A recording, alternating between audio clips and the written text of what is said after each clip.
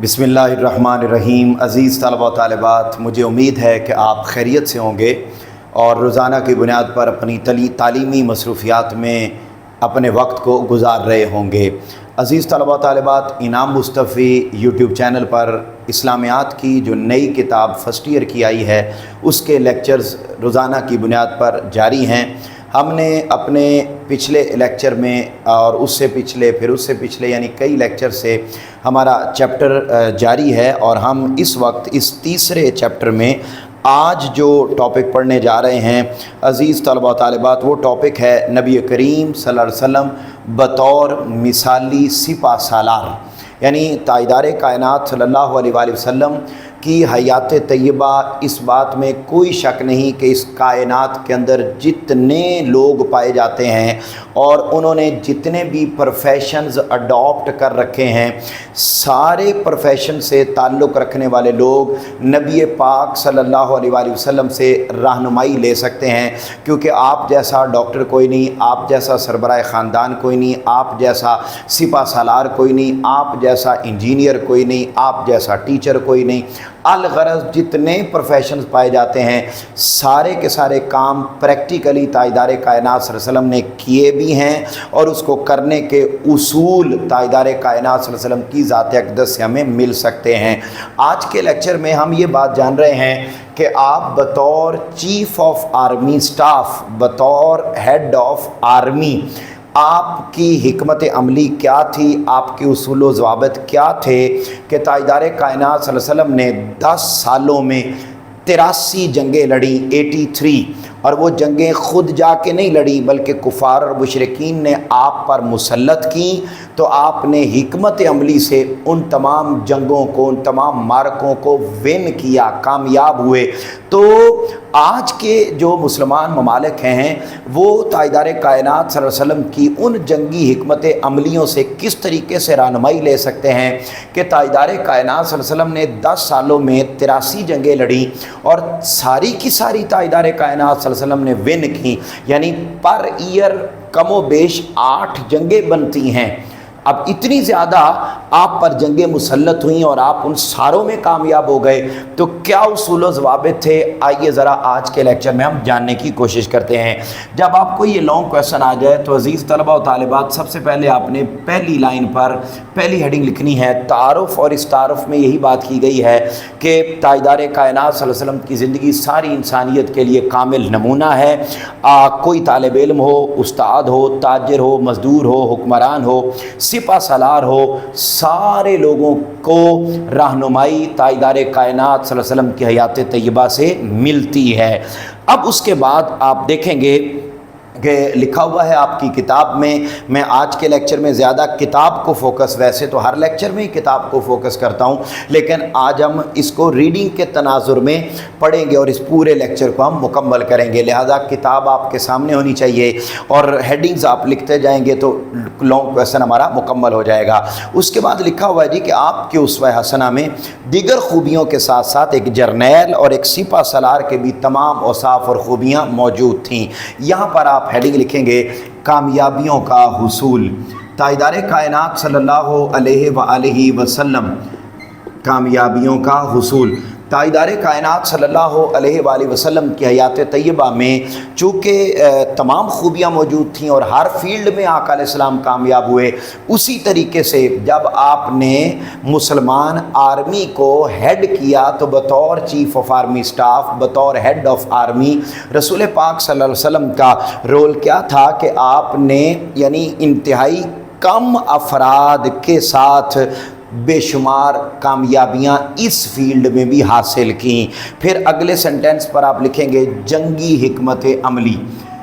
अच्छा, क्यों कामयाबियाँ हासिल की? क्योंकि आप सल्लल्लाहु अलैहि वसल्लम की जो जंगी हिकमत अमली थी वो इंतहाई बेहतरीन और बेमिसाल थी। यहाँ पर आप लिखेंगे फतूहात का राज, कि वो जो बेशुमार कामयाबियाँ, बल्कि सारे जितने मार्के आए तो रसूल पाक सल्लल्लाहु अलैहि वसल्लम की फतूहात का यानी कामयाबियों का राज क्या था, किन बुनियादों पर ताजदार कायनात सल्लल्लाहु अलैहि वसल्लम कामयाब हो रहे थे? तो वो है जी ईमान और तकवा। شجاعت اور بہادری، بے مثال اعصابی نفسیاتی قوت اور حربی مہارت کا مطلب ہے جنگ کرنے کی صلاحیت، یہ وہ بیسک پوائنٹس تھے جن کی وجہ سے تاجدار کائنات صلی اللہ علیہ وسلم نے تمام مارکوں کو سر کیا، یعنی کامیاب ہوئے۔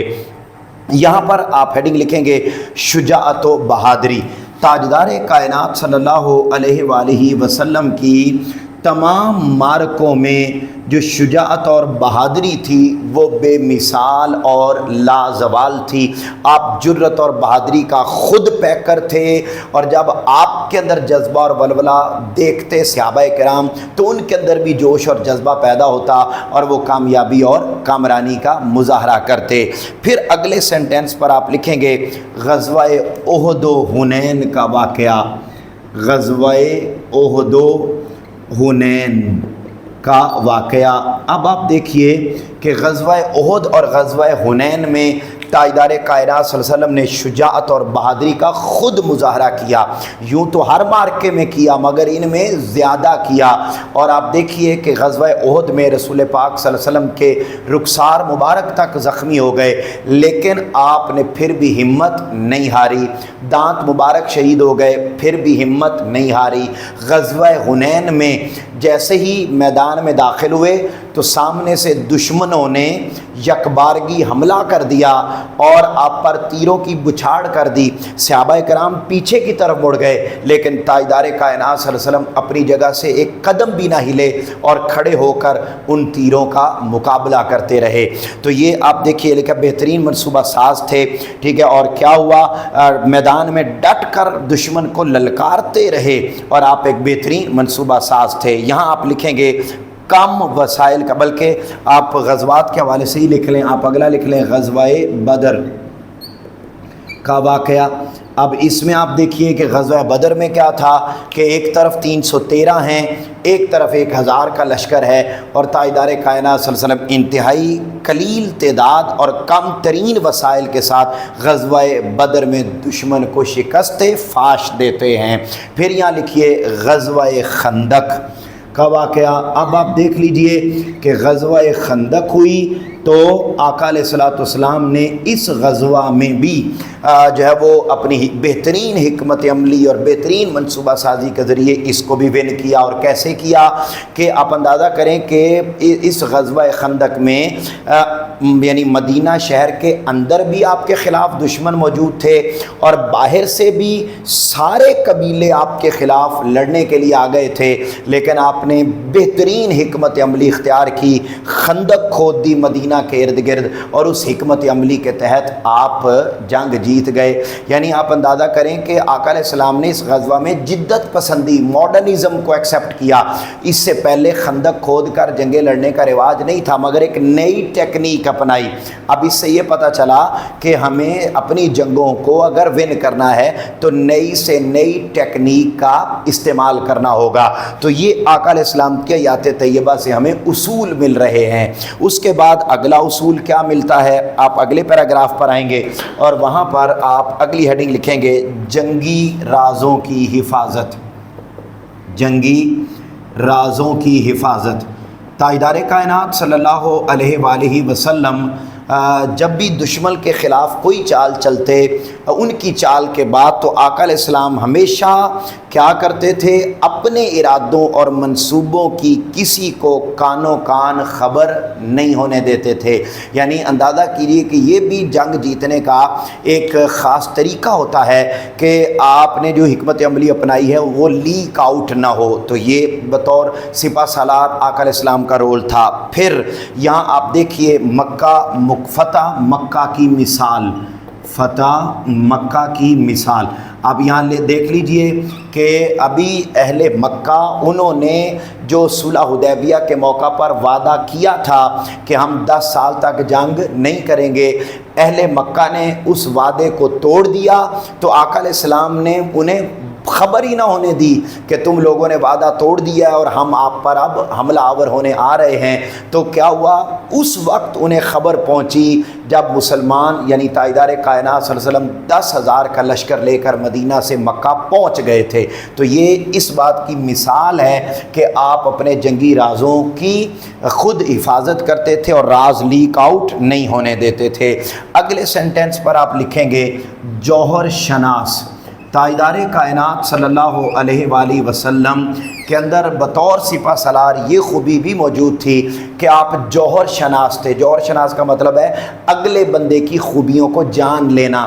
تاجدار کائنات صلی اللہ علیہ وسلم اگلے بندے کی خوبیوں کو جان لیتے تھے کہ اس بندے کے اندر علم اٹھانے کی صلاحیت ہے، اس کے اندر گھوڑا چلانے کی صلاحیت ہے، اس کے اندر سامان کی حفاظت کی صلاحیت ہے، اس کے اندر جو ہے وہ گھوڑے پر لڑنے کی صلاحیت ہے، اس کے اندر پیدل چلنے کی صلاحیت ہے، اس کو یہ ذمہ داری دی جا سکتی ہے، اس کو یہ۔ تو آقا علیہ السلام یوں تمام صحابہ کرام میں دیکھتے جس کے اندر جو کوالٹی ہوتی اس کے مطابق اس کو ذمہ داری دی جاتی۔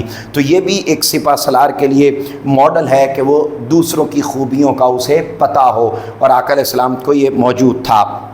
پھر اس کے بعد اگلے سینٹنس پر آپ آ جائیں گے تو وہاں پر آپ لکھیں گے تمام اوصاف کی موجودگی، تمام اوصاف کا موجود ہونا۔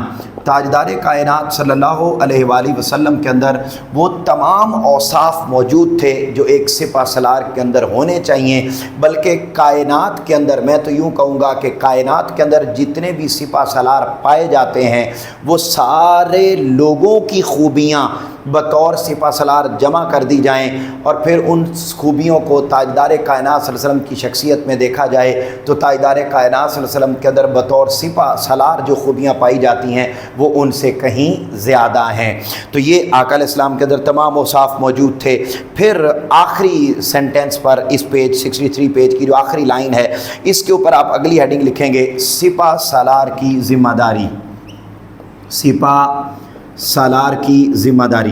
اب سپہ سالار کی ذمہ داری کیا ہونی چاہیے، کیا ہوتی ہے، اور آقا علیہ السلام کے اندر وہ کتنی موجود تھی؟ تو ڈیفینیٹلی وہ ساری، مثلاً وہ کہتا ہے جی کہ اس کے اندر دور اندیشی، تدبر، بصیرت، بہترین منصوبہ بندی، یہ چیزیں ہونی چاہیے۔ اس کے پاس جنگی فنون ہونے چاہیے، وہ قابل ترین افسروں کا تقرر کرے، فوج میں نظم و ضبط کو یقینی بنائے، سپاہیوں کی حوصلہ افزائی کرے، ان سے ہمدردانہ تعلق کو اپنی ترجیح بنائے، فوج کو جدید ترین ہتھیاروں ٹیکنالوجی سے لیس کرے، اس کی مناسب تربیت کا اہتمام کرے، مستعد و چاق و چوبند رکھے اور لڑائی کے موقع پر جرأت ایمانی اور بہادری کا مظاہرہ کرے۔ تو یہ جو ایک سپہ سالار کی ذمہ داری ہے، یہ سارے پوائنٹ آقا علیہ السلام کے اندر نہ صرف پائے جاتے تھے بلکہ ان کے علاوہ بیونڈ دا باؤنڈری، یہ باؤنڈری ہے کہ یہ ہونے چاہیے، آقا علیہ السلام کے اندر اس سے بھی کہیں زیادہ پائے جاتے تھے۔ اس کے بعد آپ نے اگلے پیراگراف پر آنا ہے اور وہاں آپ اگلی ہیڈنگ لکھیں گے اسلامی لشکر کی قیادت، اسلامی لشکر کی قیادت۔ تاجدار کائنات صلی اللہ علیہ وآلہ وسلم نے ٹوٹل جو 10 سالوں میں 83 جنگیں لڑی گئیں ان میں سے 28 جنگیں ایسی ہیں جن میں آقا علیہ السلام نے خود شرکت کی، یعنی خود اس کو لیڈ کیا۔ باقیوں میں صحابہ کرام کو نمائندہ بنا کر بھیجتے تھے۔ تو یہاں آپ انڈرلائن کر لیں، 28 غزوات میں آپ نے اسلامی لشکر کی قیادت فرمائی۔ یہاں آپ لکھیں گے امن کا راستہ۔ اچھا، آقا علیہ السلام کی اگلی اسٹریٹجی یہ ہوتی تھی کہ آپ جنگ کے لیے جاتے، لیکن جاتے اس وقت جب آپ پر جنگ مسلط کی جاتی، آپ جاتے تو وہاں جا کر پہلے ہی ان پر حملہ نہیں کر دیتے تھے بلکہ ان کو مذاکرات کی دعوت دیتے اور امن کا راستہ یعنی تلاش کرتے، اور آقا علیہ السلام کی کوشش ہوتی کہ جنگ نہ ہو۔ اس کا یہ مطلب نہیں ہے کہ تاجدار کائنات صلی اللہ علیہ وسلم معاذ اللہ استغفر اللہ بزدل تھے یا جرت اور بہادری کا پیکر نہیں تھے معاذ اللہ، یا آپ جنگ نہیں لڑنا چاہتے تھے، بلکہ کیا آقا علیہ السلام انسانیت کو بچانا چاہتے تھے۔ آقا علیہ السلام خواہ ان کے مریں یا ادھر شہید ہوں مسلمانوں کے، تو آقا علیہ السلام انسانیت کے لیول پر سوچتے تھے کہ انسان مر جائیں گے، شہید ہو جائیں گے، لہذا آقا علیہ السلام کی ترجیح ہوتی تھی کہ انسانوں کو زندہ رکھا جائے اور جنگ کی نوبت نہ آ سکے۔ اس کے بعد آپ دیکھیے کہ اس کی ہجرت مدینہ کے بعد میثاق مدینہ نبی کریم کی امن پسندی کا منہ بولتا ثبوت تھا۔ یہاں پر آپ اگلی ہیڈنگ لکھیں گے دفاعی جنگ۔ آقا علیہ السلام کی جو اگلی خوبصورتی تھی جنگ کے معاملے میں وہ یہ تھا کہ آقا علیہ السلام نے جنگ کو مسلط نہیں کیا کسی پر، بلکہ تاجدار کائنات صلی اللہ علیہ وسلم ہمیشہ ڈیفینسو وار لڑتے، یعنی کوئی آپ پر حملہ آور ہوتا، کوئی آپ کے خلاف پلاننگ کرتا اور پھر آقا علیہ السلام جو ہے وہ جنگ کرتے، ادروائز آقا علیہ السلام جنگ نہیں کرتے تھے، ہمیشہ اقدامی لڑائی سے گریز کیا۔ یہاں پر آپ لکھیں گے جہاد کی اجازت، جہاد کی اجازت۔ اگلے سینٹنس پر آپ ہیڈنگ لکھیں گے جہاد کی اجازت۔ اب اس کے اندر کیا لکھا ہوا ہے؟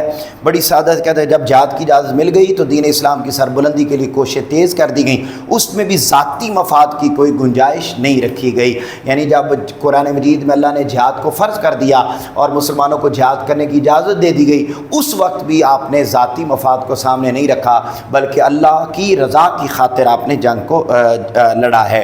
اس کے بعد اگلا آپ لکھیں گے مسلمانوں کو حکم۔ پھر جب جنگ ہوتی تھی تو باقاعدہ تاجدار کائنات صلی اللہ علیہ وسلم نے مسلمانوں کو حکم دے رکھا تھا کہ اگر دشمن صلح پر آمادہ ہو جائے تو آپ نے ان سے صلح کرنی ہے، جنگ کا راستہ اختیار نہیں کرنا۔ اللہ تعالیٰ نے قرآن مجید میں بھی واضح طور پر ارشاد فرما دیا تھا کہ کیا ارشاد فرمایا تھا؟ ہیڈنگ آپ لکھیں گے ارشاد ربانی یا ارشاد باری تعالیٰ۔ فرمایا وَإِن جَنَحُوا لِلسَّلْمِ فَاجْنَحْ لَهَا وَتَوَكَّلْ عَلَى اللَّهِ، اور اگر وہ کفار صلح کی طرف مائل ہوں تو آپ بھی ان کی طرف مائل ہو جائیے اور اللہ ہی پر بھروسہ رکھیے۔ اس کے بعد اگلے سینٹنس پر آپ ہیڈنگ لکھیں گے احکام الہی کو مد نظر رکھنا۔ جی، احکام الہی کی پیروی آپ یہ بھی لکھ سکتے ہیں۔ احکام یاد رکھ لیں کہ آقا علیہ السلام کے جنگ کا اگلا اصول یہ ہوتا کہ آقا علیہ السلام ہمیشہ اللہ تعالیٰ کے احکام کی روشنی میں ہی لڑائی کرتے اور اس میں بھی پھر اللہ کے احکام کے مطابق صلح کو ترجیح دیتے۔ یہاں آپ لکھیں گے صلح حدیبیہ کا واقعہ، صلح حدیبیہ کا واقعہ۔ صلح حدیبیہ کے موقع پر آپ اندازہ کیجئے کہ صحابہ کرام اور آقا علیہ السلام پورا پلان کر چکے تھے، ایک دوسرے کے ساتھ پکا وعدہ کر چکے تھے کہ ہم کفار اور مشرکین کے ساتھ جنگ لڑیں گے، لیکن اس کے باوجود جب جیسے ہی پتہ چلا کہ جنگ لڑے بغیر بھی مسئلہ حل ہو سکتا ہے تو آقا علیہ السلام نے کفار اور مشرکین کے ساتھ وعدہ کر لیا، معاہدہ کر لیا اور جنگ کا راستہ اختیار نہیں کیا اور کیا دشمن کی شرائط پر صلح کر لی۔ یہاں آپ لکھیں گے نبی اکرم صلی اللہ علیہ وآلہ وسلم کی تعلیم یا تعلیم نبوی صلی اللہ علیہ وآلہ وسلم۔ جنگ کے معاملے میں صحابہ کرام کو جب جنگوں پر بھیجا جاتا تو اس دوران آقا علیہ السلام کی تعلیمات کیا ہوتی تھیں، تو وہ یہاں لکھی ہوئی ہے کہ آقا علیہ السلام فرمایا جہاں تک ہوتا لڑائی سے گریز کیا جائے، لیکن اگر لڑائی ضروری ہو جائے تو پھر اے میرے صحابہ آپ نے کیا کرنا ہے؟ ڈٹ جانا ہے، صبر کرنا ہے، جرت اور بہادری کے ساتھ مقابلہ کرنا ہے۔ پھر آپ صلی اللہ علیہ وسلم نے اپنے ساتھیوں کو تعلیم دی، یہ اب لکھ لیجئے ساتھیوں کو تعلیم۔ صحابہ کرام کو کیا تعلیم دی آقا علیہ السلام نے؟ وہ بھی ذرا سن لیجئے۔ لکھا ہوا ہے کہ دشمن کے ساتھ جنگ کی خواہش اور تمنا دل میں نہ رکھا کرو بلکہ اللہ تعالیٰ سے امن و عافیت کی دعا کیا کرو، البتہ جب دشمن سے مقابلہ ہو جائے تو پھر صبر و استقامت کا مظاہرہ کرو، یاد رکھو کہ جنت تلواروں کے سائے میں ہے۔ یعنی آپ اندازہ کریں کہ اگر صلح کا راستہ نکل سکتا ہے تو پھر صلح اس میں جنت ہے، لیکن اگر صلح کا راستہ نہ بچے تو پھر بزدل بھی نہیں بننا، ڈٹ کر پھر مقابلہ کرنا ہے، پھر تلواروں کے سائے کے نیچے جنت ہے۔ اس کے بعد آپ اگلے پیراگراف پر آ جائیں گے اور وہاں لکھیں گے جی اسوہ نبوی صلی اللہ علیہ وسلم۔ اس حوالے سے اسوہ نبوی صلی اللہ علیہ وآلہ وسلم بھی یہی ہے کہ آقا علیہ الصلوۃ والسلام کیا کرتے کہ ایسی صورتحال میں صبر اور جرأت و بہادری کا مظاہرہ کرتے۔ اگلے پوائنٹ پر، اگلی لائن پر آپ لکھیں گے مشاورت کا اصول۔ حضور نبی اکرم صلی اللہ علیہ وآلہ وسلم بطور سپہ سالار جب جنگ کا موقع آ جاتا تو پھر آقا علیہ السلام ود کنسلٹیشن سارے معاملات کو آگے چلاتے، یہاں تک کہ اپنی ازواج کے ساتھ بھی، پچھلے ٹاپکس میں ہم نے پڑھا کہ اپنی ازواج کے ساتھ بھی آقا علیہ السلام مشورہ کرتے کہ اب جنگ آ گئی ہے تو کیا کیا جائے، صحابہ کرام سے مشورہ کرتے۔ اور یہاں لکھا ہوا ہے کہ جب غزوہ خندق کا موقع آیا تو انڈر لائن کر لیجیے، MCQs ہے، حضرت سلمان فارسی رضی اللہ تعالیٰ عنہ ان کے ساتھ کیا کیا گیا، مشورہ، انہوں نے مشورہ دیا کہ یا رسول اللہ ہم خندق کھود لیتے ہیں، اور آقا علیہ السلام نے اس مشورہ کو قبول فرمایا اور اس کے مطابق پھر اپنا دفاع کیا۔ اس کے بعد اگلے پوائنٹ پر آ جائیے اور وہاں اگلی لائن پر وہاں آپ ہیڈنگ لکھیں گے لڑائی کے اصول۔ تو آقا علیہ الصلوۃ والسلام کے ہاں لڑائی کرنے کے اصول کیا تھے کہ جب جنگ شروع ہو گئی ہے تو میدان جنگ آپ نے کیا کرنا ہے۔ آپ فرمایا کرتے کہ کسی عمر رسیدہ بزرگ، کم سن بچے، کسی خاتون کو قتل نہ کیا جائے۔ آپ نے جنگی قیدیوں سے برا سلوک کرنے سے منع فرمایا، مقتولین کے اعضاء کاٹنے سے روکا، ٹھیک ہے جی۔ پھر جہاد کے لیے جاتے ہوئے راستہ بند کرنے کی ممانعت فرمائی، کسی دشمن کو آگ میں جلانے سے منع کیا، لڑائی سے غیر متعلقہ لوگوں سے لڑائی نہ کرنے کی تلقین کی۔ آپ نے صحابہ کرام کو رات کی تاریکی میں دشمن پر حملہ کرنے، مذہبی رہنماؤں کو قتل کرنے، دیگر مذاہب کی پرامن عبادت گاہوں کو نقصان پہنچانے اور سرسبز درختوں کو کاٹنے سے بھی منع فرمایا۔ یہ آقا علیہ السلام کا تھا اصول کہ جب آپ دشمن کے ساتھ لڑ رہے ہیں تو صرف انہی سے لڑنا ہے جو آپ سے لڑنے آ گئے ہیں، صرف، اور اس کے علاوہ آپ نے کسی کو کوئی تکلیف یا اذیت نہیں، یہاں تک کہ درختوں کو بھی نہیں کاٹنا۔ یعنی آپ اندازہ کیجئے کہ آقا علیہ السلام کے پھر اگلے پیراگراف پر آپ لکھیں گے قیدیوں کے ساتھ سلوک، قیدیوں سے سلوک۔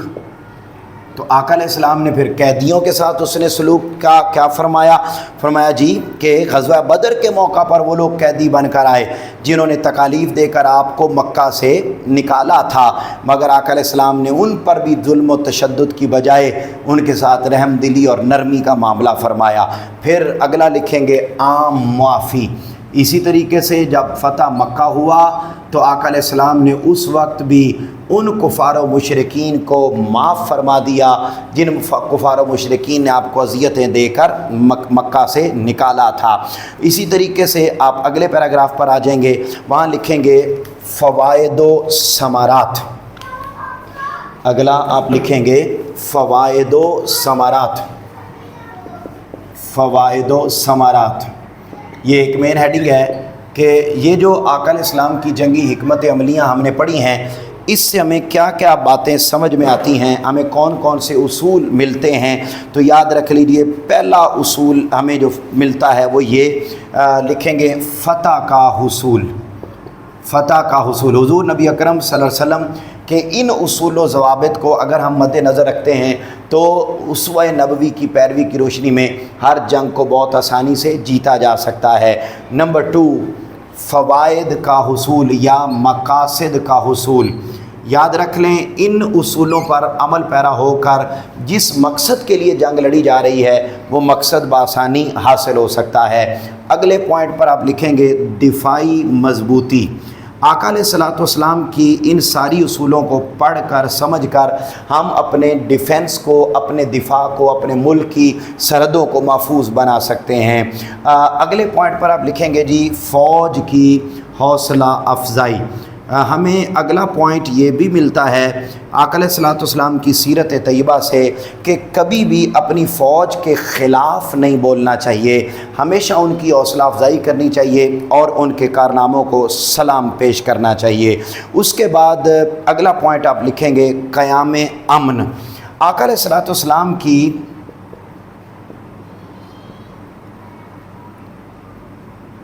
بلکہ بس اتنا کافی ہے، قیام امن کا بلکہ وہ اسی کے اندر معنی ہو جائے گا قیام امن آپ لکھیں گے۔ یاد رکھ لیں آقا علیہ الصلوۃ والسلام کے ان اصولوں کو مد نظر رکھتے ہوئے ہم پوری دنیا کو امن کا گہوارہ بنا سکتے ہیں۔ پھر اس کے بعد آخری پیراگراف ہے، اور آخری پیراگراف پر بیٹے آپ ہیڈنگ لکھیں گے خلاصہ کلام، اور اس خلاصہ کلام میں پھر اس ساری بات کو سمرائز کر کے بیان کر دیا گیا ہے۔ تو یہ آپ کا ایک کمپلیٹ لانگ کویسچن ہے، اس میں کوئی اضافی ہیڈنگز لکھنے کی ضرورت نہیں ہے، آلریڈی چیزیں کافی لینتھی ہو گئی ہیں، تو آپ نے اس کو اس کے مطابق کرنا ہے۔ آئیے اس کے ذرا دیکھیے ایکسرسائز، اور اس کے جو short question M C Qs اور شارٹ کویسچن ہیں ان کو دیکھیے۔ حضرت سلمان فارسی کے مشورے پر عمل کیا گیا کس میں؟ غزوہ خندق میں۔ نبی کریم صلی اللہ علیہ وسلم دشمن کو اطلاع ملنے سے پہلے مکہ پہنچ گئے تھے، کب بیٹے؟ فتح مکہ کے موقع پر۔ نبی کریم کے طاقت کے باوجود کفار کے ساتھ معاہدہ کرنے سے ہمیں سبق ملتا ہے امن پسندی کا۔ خواتین بچوں اور بوڑھوں کو قتل نہ کرنے کا شمار ہوتا ہے آداب جہاد میں۔ اسوہ حسنہ کی روشنی میں جہاد فی سبیل اللہ کا مقصد کیا ہے؟ جی اعلاء کلمۃ اللہ۔ اس کے بعد بطور سپہ سالار نبی کریم کے 2 اوصاف تحریر کریں۔ تو آپ بیٹے ان میں سے کوئی سے بھی 2 اوصاف اس میں لکھ سکتے ہیں، لائک آپ اس میں سے اگر مطلب یہ لکھ لیں، یہی امن کا راستہ اور دفاعی جنگ، آپ یہ 2 پوائنٹ لکھ لیں۔ تو یہ یعنی آپ امن کا راستہ تلاش کرتے تھے اور آپ نے ہمیشہ دفاعی جنگیں لڑی ہیں، جنگیں مسلط نہیں کی ہیں، ٹھیک ہے جی، یہ آپ لکھ سکتے ہیں۔ آپ یہ والا پوائنٹ لکھ سکتے ہیں، یعنی کوئی بھی ان میں سے آپ پوائنٹ لکھ سکتے ہیں۔ اس کے بعد اگلا ہے صلح حدیبیہ میں نبی کریم کے کردار کو بیان کیجئے۔ تو یہ جو صلح حدیبیہ کا واقعہ ہے جو میں نے آپ کو ہیڈنگ لکھوائی ہے، صلح حدیبیہ کا واقعہ، یہ آ جائے گا دوسرا شارٹ کویسچن۔ اس کے بعد جنگ کے آداب کے حوالے سے نبی کریم صحابہ کرام کو کیا ہدایات جاری کرتے تھے؟ تو یہ بیٹا جو ساتھیوں کو تعلیم ہے، بلکہ آپ جنگ کے آداب کے حوالے سے آپ یہ لکھ لیں، یہ جو لڑائی کے اصول ہیں یہ زیادہ بہتر رہے گا۔ پھر اس کے بعد اگلا قیدیوں سے حسن سلوک کے بارے میں نبی کریم صلی اللہ علیہ وسلم کی تعلیمات، یہ آپ کر لیں، ٹھیک ہے کہ آپ نے ان کے ساتھ نرمی کا رویہ کیا۔ پھر اس کے بعد ہے اسلام اور تصور جہاد اور دہشت گردی میں کیا فرق ہے؟ یہ بیٹے آپ نے خود سے لکھنا ہے، اور اس کے آنسر میں کوئی لمبی چوڑی بات نہیں، سمپل اتنی بات لکھنی ہے کہ جی جہاد اللہ کے حکم سے کیا جاتا ہے اور اپنے دفاع کے لیے کیا جاتا ہے، جبکہ دہشت گردی کا مقصد لوگوں کی جانوں کو ضائع کرنا ہوتا ہے، اور اس میں اللہ کے احکام کو مد نظر نہیں رکھا جاتا، وہ سوائے قتل و غارت گری کے اور کچھ بھی نہیں ہوتا۔ اس میں انسانوں کا خون اپنے ناپاک عزائم کے لیے بہایا جاتا ہے، یعنی جہاد میں ہم اللہ کی رضا کے لیے لڑتے ہیں، دہشت گردی میں ہم اپنے ناپاک عزائم کی خاطر لڑ رہے ہوتے ہیں۔ تو یہ اس فرق کو بیان کرتے ہوئے آپ نے بیان کر دینا ہے۔ یہ پورا لانگ کویسچن اور اس کی ایکسرسائز مکمل ہوگی۔ مجھے امید ہے کہ یہ لیکچر بھی آپ کو بہت اچھے طریقے سے سمجھ میں آ گیا ہوگا۔ کمنٹ سیکشن میں اپنے خیالات کا اظہار ضرور کرتے رہیں، اور ان لیکچر کو دوسروں تک ضرور پہنچائیں، اور چینل کو جتنا ہو سکے میکسیمم پریویل کریں تاکہ زیادہ سے زیادہ بچوں کو فائدہ پہنچ سکے۔